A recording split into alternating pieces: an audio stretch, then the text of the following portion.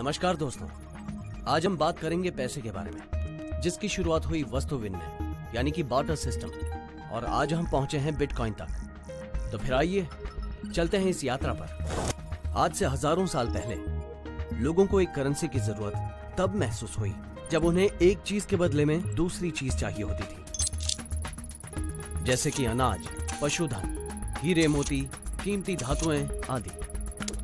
जहां ट्रांसपोर्ट करने में मुश्किल थी, वहीं उनकी कीमत सभी जगह समान नहीं थी। इसी जरूरत के साथ जन्म हुआ पैसे का।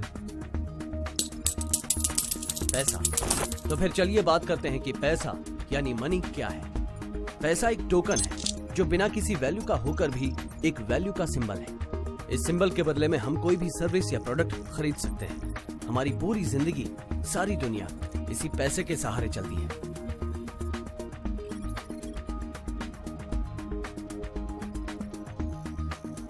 आज हम पैसे को बहुत सारे अलग अलग रूपों में जानते हैं। सभी देशों की अपनी अलग अलग करेंसी है, यूरो, डॉलर, रुपी आदि। इंटरनेट और टेक्नोलॉजी के साथ पैसे का ये रूप भी बदला है। सन 1950 में आई प्लास्टिक मनी, जो आज हम सब लोगों की रोजमर्रा की जिंदगी का एक जरूरी हिस्सा बन गई है। ATM transactions, online transfers, credit और डेबिट कार्ड का यूज आज एक बहुत ही आम बात है। आज से 8 से 10 साल पहले एक नई तरह की करेंसी मार्केट में आई, जिसने पैसे के सिस्टम को बदल के रख दिया। Digital currency. डिजिटल करेंसी का कोई फिजिकल सिंबल ही नहीं था, बस एक नंबर, एक कोड, जिसे आसानी से इंटरनेट के माध्यम से ट्रांसफर किया जा सकता था। ठीक वैसे ही जैसे आप ईमेल या मैसेज भेजते हैं। इसी आसानी और सुरक्षा की वजह से डिजिटल करेंसी धीरे धीरे लोकप्रिय होती गई और बाजार में बहुत सारी डिजिटल करेंसीज आ गईं। For example, dark coin, Ethereum, light coin, Doge coin आदि। आज के टाइम में 600 से भी ज्यादा टाइप की डिजिटल करेंसीज मार्केट में है, लेकिन इनमें से कुछ ही हैं जिनकी रियल वैल्यू है, मतलब जिन्हें किसी फिजिकल करेंसी के बदले एक्सचेंज किया जा सकता है। और इन सब में सबसे लोकप्रिय है बिटकॉइन।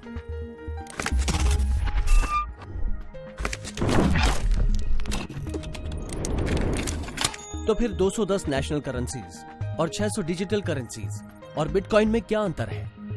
बाकी की सारी करेंसी सेंट्रलाइज्ड है, यानी कि कोई ना कोई बैंक, गवर्नमेंट बॉडी या फिर कंपनी है जो इन्हें संचालित यानी कि रेगुलेट करती है।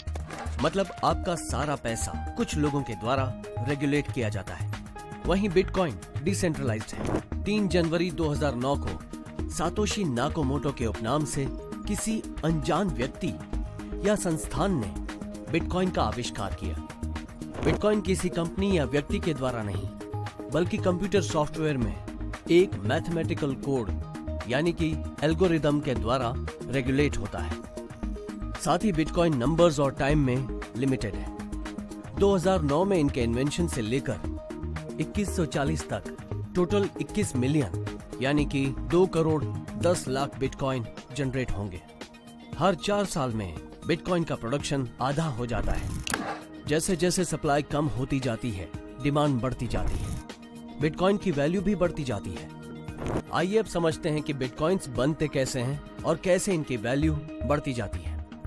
2009 में जब बिटकॉइन लॉन्च हुए तो साथ ही में उनके लेन देन को वेरीफाई करने के लिए बिटकॉइन सॉफ्टवेयर लॉन्च हुआ।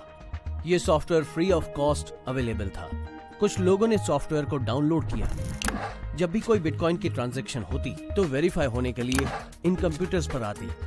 हर 10 मिनट में जनरेट हुए 50 बिटकॉइन इन लोगों को ट्रांजैक्शन वेरीफाइड करने के रिवॉर्ड में मिल जाते। जैसे जैसे लोगों को बिटकॉइंस मिलते गए, उनका ट्रांजैक्शन बढ़ता गया और साथ ही में नंबर ऑफ वेरिफिकेशन बढ़ते गए।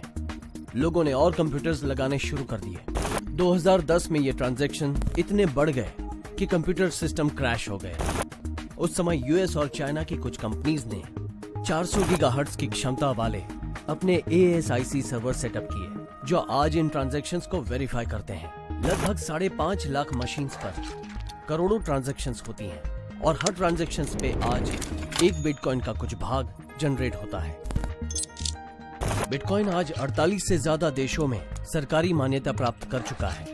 US, Canada, Australia, Malaysia, Singapore और यूरोप के लगभग सभी देशों में बिटकॉइन के ATM हैं, जहां आप अपने डिजिटल वॉलेट से बिटकॉइंस के बदले उस देश की करेंसी प्राप्त कर सकते हैं। बिटकॉइन के एक्सचेंज के बदले में आप कोई भी प्रोडक्ट या सर्विसेज खरीद सकते हैं। बड़े बड़े बिजनेसमैन जैसे कि विंकलवॉस ब्रदर्स, जो कि फेसबुक के लिए जाने जाते हैं, उनके अनुसार फ्यूचर में बिटकॉइन का मार्केट आज से 10 गुना ज्यादा होगा। उन्होंने बिटकॉइन में हजारों डॉलर्स इन्वेस्ट कर रखे हैं। बिटकॉइन चेन को सभी देख सकते हैं, ये ट्रांसपेरेंट है। अगर मैं एक बिटकॉइन भेजता हूँ तो इसे सब देख सकते हैं, सभी समझ सकते हैं कि इसकी मूवमेंट कैसी हो रही है। और ये सुनने में बेशक थोड़ा अलग लग रहा है, पर इतना अलग है नहीं, बल्कि बहुत ही साधारण है। और चीनी लोग इसका इस्तेमाल करना जरूर चाहेंगे और लाभ भी उठाएंगे। एक बात तो सच है कि हमारी अर्थव्यवस्था बाकी देशों के मुकाबले काफी अच्छी है, वो भी ब्रेग्जिट होने के बावजूद। आज भी चाइना में लोग वही पुराने तरीके से निवेश करना पसंद करते हैं, जैसे सोने में या चांदी में। और हाल ही में उन्होंने मई के महीने में बिटकॉइन में भी इन्वेस्ट किया है। पिछले 30 दिनों में सोने के मुकाबले बिटकॉइन में ज्यादा हलचल नहीं हुई। देखिए, ब्लूमबर्ग के आंकड़ों के मुताबिक गोल्ड और बिटकॉइन का मार्केट में चलन बिल्कुल सामान्य था, वो भी ब्रेक्सिट के बावजूद। और अगर आप देखें तो पाएंगे कि ये धीरे धीरे जोर पकड़ रहा है। हाँ, और हम तो ये कई सालों से कहते आ रहे हैं कि बिटकॉइन में जो भी निवेश करेगा उससे उसकी पूरी वैल्यू मिलेगी। और अभी आप देख ही सकते हैं ये किस तरह हो रहा है। जी हाँ, ये चार्ट बिल्कुल वही दिखा रहा है जिसकी हम बात कर रहे हैं। बिटकॉइन अब सोने के साथ ही आगे बढ़ रहा है, तो मेरे ख्याल से ये आपके लिए अच्छी बात है। ये बिल्कुल हमारी थीसिस के मुताबिक ही चल रहा है और यही सही वक्त है बिटकॉइन में निवेश करने का। फाइनेंस गुरुओं की प्रेडिक्शंस के अनुसार अगस्त 2016 में बिटकॉइन की प्राइस वैल्यू मार्केट में काफी अप्रिशिएट हो सकती है।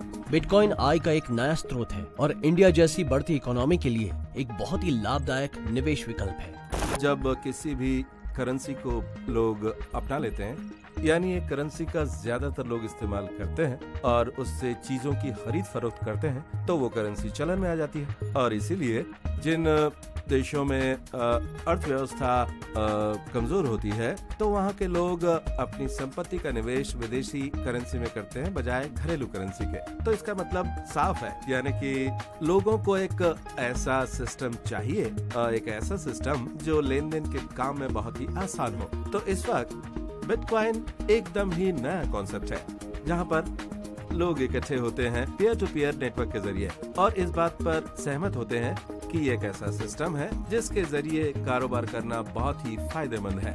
तो यहाँ पर सवाल उठता है रेगुलेशन का, वो ये कि जब इस डिजिटल करेंसी और इसके काम करने के तरीके की फिजिकल करेंसी के साथ कोई दखलंदाजी ना हो, तो मेरे ख्याल से रेगुलेशन की कोई जरूरत नहीं है। तो जिस सवाल का जवाब दिया जाना जरूरी है वो ये है कि क्या बिटकॉइन एक प्योर डिजिटल करेंसी है या एक मल्टी सोसाइटी करेंसी है। बिटकॉइन एक इलेक्ट्रॉनिक डॉक्यूमेंट है और इंडिया में कानून के मुताबिक इलेक्ट्रॉनिक डॉक्यूमेंट को मान्यता मिली है।